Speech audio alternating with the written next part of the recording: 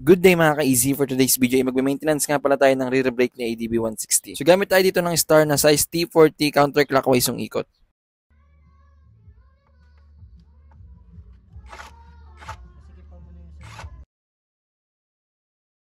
Sunod naman natin tanggalin yung cover ni reservoir. Gamit tayo dito ng Phillips screw, counterclockwise yung ikot.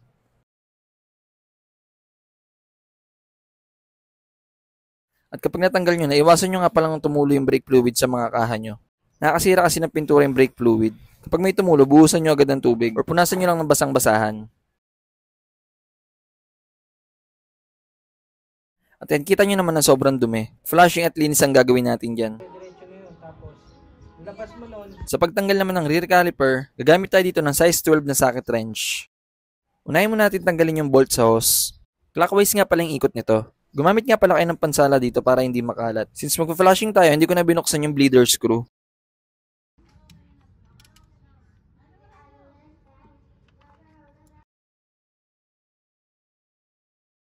At kapag natanggal nyo na, pwede nyo tanggalin yung bolts dun sa may bracket. Hawakan nyo nga pala yung caliper para hindi bumagsak. Hindi ko mag-aalala rin. Sa pagtanggal naman ng caliper sa may disc brake, hatakin nyo lang siya palabas. Meron nga palang washer to at huwag nyong kalimutan. So bago natin baklasin yung caliper, pwede nyo nga palang basahin or ilublob nyo lang sa tubig yung caliper. Unahin nga pala natin tanggalin yung bleeder screw. Gamit tayo dito ng size 8mm na combi wrench. Counterclockwise nga pala yung ikot nito.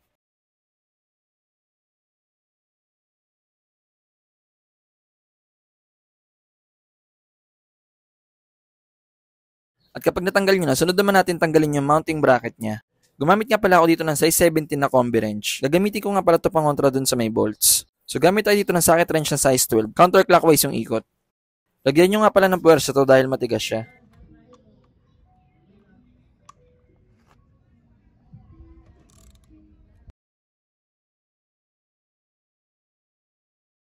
At kapag natanggal nyo na sa may thread, pwede nyo nang hatakin. Hindi kaya.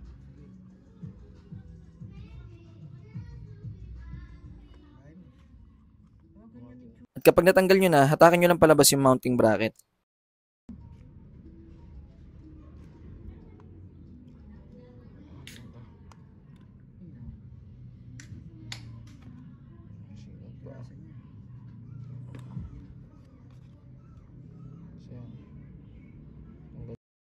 Sunod naman natin tanggalin yung mga rubber niya.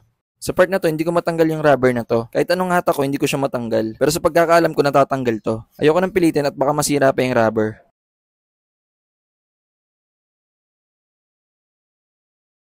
So proceed na tayo sa pagtanggal ng brake pads. Hatakin nyo lang kabilaan yung brake pads dahil nakakapit talaga siya ng maigi.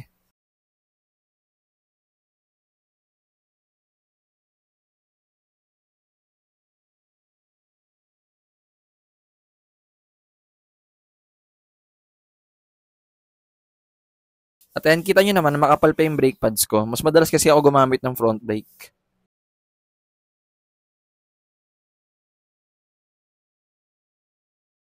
At kapag natanggal nyo na yung brake pads, sunod naman natin tanggalin yung brake clips.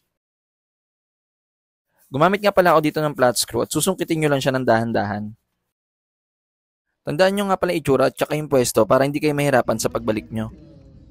Pag yung tipong ang tuling ko na, tumatakbo ko ng 100 mahigit.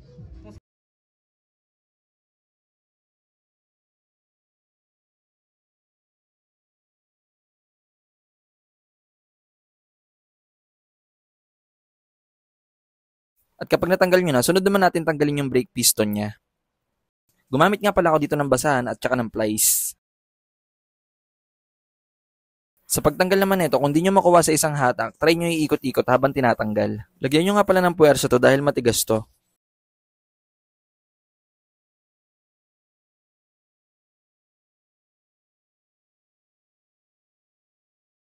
Kapag natanggal nyo na at okay na, cleaning time na tayo. So gumamit nga pala ako dito ng sabong panlaba. Pwede rin naman kayo gumamit dito ng degreaser.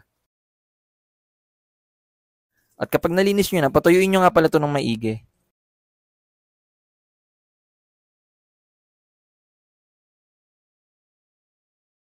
Gumamit nga pala ako dito ng manipis na liha para matanggal ko yung kalawang sa may piston. Punasan nyo nga pala maigi pagkatapos lihain. At kapag okay na, assemble na natin. Gumamit nga pala ako dito ng high temp na grasa. Ito lang kasi meron ako at pwede naman to. Pero mas recommended ko na gumamit kayo ng silicone grease. At kapag nalagyan nyo na ng konting grasa yung paligid, pwede nyo siyang ipasok dun sa loob. Sa pagbalik nito, kailangan nyo nga pala ng puwersa para mabaon nyo maigi. Yung sakto lang at wag yung lubog na lubog. At kapag okay na, sunod naman natin balik yung brake clips niya. Idiin nyo nga pala ng maigi para hindi matanggal.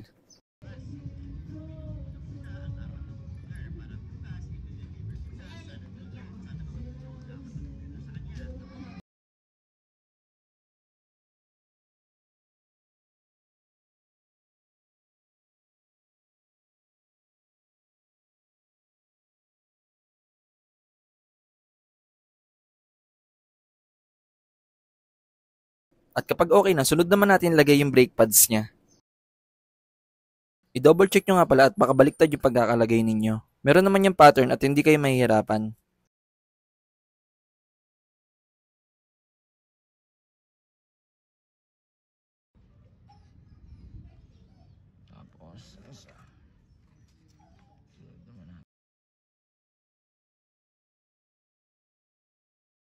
Make sure nyo nga pala na merong gap yung brake pads para magkasya sa may disc brake.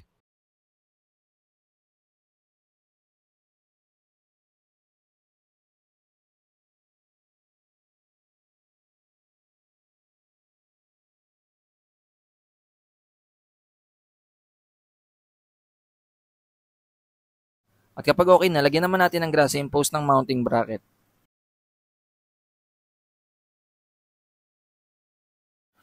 At kapag nalagyan nyo na, sunod naman natin lagyan yung rubber niya. Double check nyo nga pala at baka baliktad yung pagkakalagay ninyo.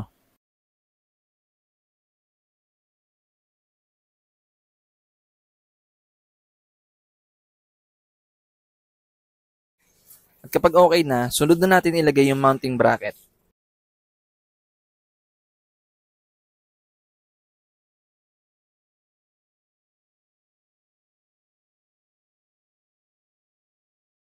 Kapag nalagay nyo na, ibaon nyo lang siya dun sa may gitna o ibaba nyo lang siya.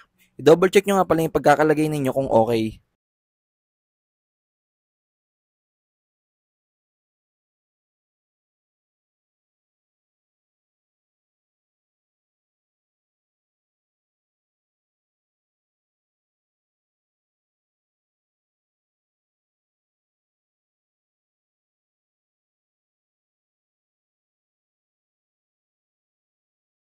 Meron nga pala tong bolts at huwag nyo kakalimutan. Clockwise nga pala yung ikot nito. I-hand tight nyo muna bago nyo gamitan ng socket wrench.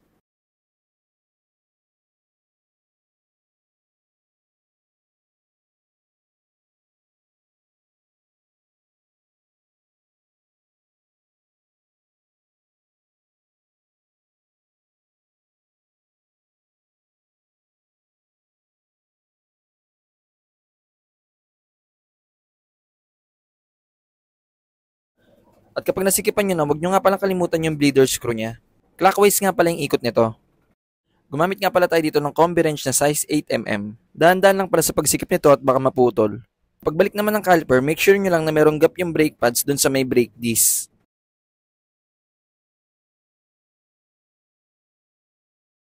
At kapag nalapat nyo na, balik nyo na yung bolts. Clockwise nga pala yung ikot nito. I-hand tight nyo muna bago nyo gamitan ng impact wrench. So gumamit tayo dito ng size T40 na star. At kapag nasikipan nyo na, double check nyo nga pala kung maayos yung pagkakalagay ninyo. Sunod naman natin ibalik yung brake hose. Huwag nyo nga palang kalimutan na meron tong washer.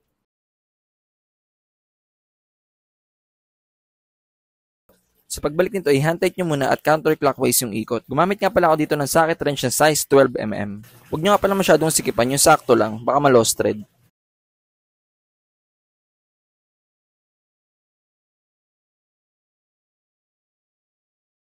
Kapag nasikipan nyo na lahat, double check nyo lahat. At kapag okay na, sunod naman natin linisin yung reservoir. Gumamit nga pala ako dito ng cotton buds. Siguro mga 8 to 10 pieces na cotton buds. Make sure nyo lang na malinis to dahil matagal na naman ito mabubuksan. At ayan, kita nyo naman na malinis na. At kapag okay na at malinis na, gagamit nga pala tayo dito ng brake fluid na DOT4. Pwede rin naman yung DO3. Sa paglagay nga pala ng brake fluid, dahan-dahan lang at iwasan yung matapon. Meron naman level yan. At kapag nalagay nyo na, i-press nyo lang yung brake lever para ma-absorb na ng caliper. Mapapansin nyo na nauubos yan at repilan nyo lang ng bago. Medyo matagal nga pala to at tsagain nyo nga pala dahil mahalaga ang brakes. Ulit-ulitin nyo lang yung process hanggat sa makuha nyo yung tigas ng brake lever. Mas mabilis nga pala mag-bleed dito sa may brake caliper na walang ABS. Pagdating naman sa pag-bleed, dapat meron kayong kasamang isang tropa. Siya nga pala yung magpe-press and hold ng brake nyo. Pagka-hold ng brake, punta kayo sa may bleeder screw. Gumamit nga pala kayo dito ng combi wrench na size 8. Clockwise nga palang ikot. Kapag may tumalsik na brake fluid, i-close nyo agad. Split second lang. Mabilis ang close agad. Pagka-close, release agad yung brake lever. Buhusan nyo nga pala ng tubig yung caliper every time na magbi-bleed kayo. Ulitin nyo lang yung process, piga-piga, bleed, piga-piga, bleed, hanggat sa makuha nyo yung tigas ng brake lever ninyo. Siguro mga 8 to 10 na salin ng brake fluid para makuha nyo yung tigas. Huwag nyo nga palang kalimutan lagyan ng brake fluid, meron naman yung level guide bago nyo ibalik yung cover. So kapag okay na lahat, balik na natin tong cover ng reservoir. Gumamit nga pala ako dito ng Phillips screw at clockwise yung ikot. At ayan, kita nyo naman na parehas malinis yung front and rear na brake fluid. At sana meron kayong natutunan. Please like, share, and subscribe to our Facebook page and YouTube channel. See you on our next vlog. Peace!